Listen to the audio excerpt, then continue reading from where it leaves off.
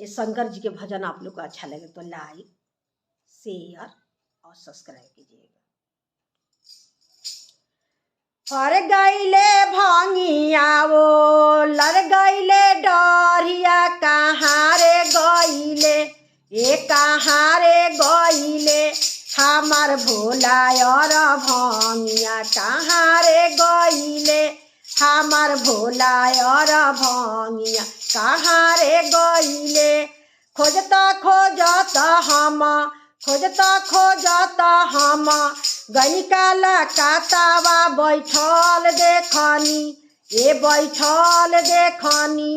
काली मैया जी के संगवा बैठल देखनी काली मैया जी के संगवा बैठल देखनी फर गईले गांजावा वो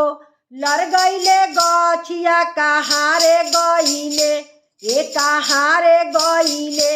हमार भोला और भंगिया कहाँ रे गईले हमार भोला और भंगिया कहाँ रे गईले खोजता हम गणिक समीरवा बैठल देखनी ये बैठल देखनी वैष्णो मैया जी के संगवा बैठल देखनी वैष्णो मैया जी के संगवा बैठल देखनी फर गईले धतुरावो लर गईले गछिया कहाँ रे गईले ये कहाँ रे गईले हमार भोला और भंगिया कहाँ रे गईले फर गईले बेला बाबो लर गईले गछिया कहाँ रे गईले ये कहाँ रे गईले हमार भोला और भंगिया कहाँ रे गईले खोजता हम आरा में गईनी बैठल देखनी ये बैठल देखनी आयरन देवी जी के संगवा बैठल देखनी आयरन मैया जी के संगवा बैठल देखनी फर गईले भंगिया वो लर गईले गछिया कहाँ रे गईले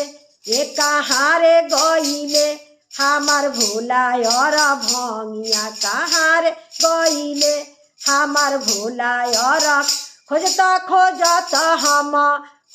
खोजता हम गंगा तीरे गईनी बैठल देखनी ये बैठल देखनी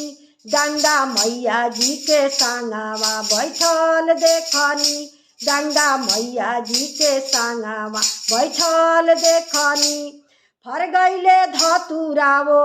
लर गईले गछिया कहाँ रे गईले ये कहाँ रे गईले हमार भोला और भंगिया कहाँ रे गईले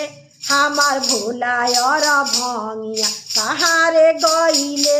हमार भोला और भंगिया कहाँ रे गईले।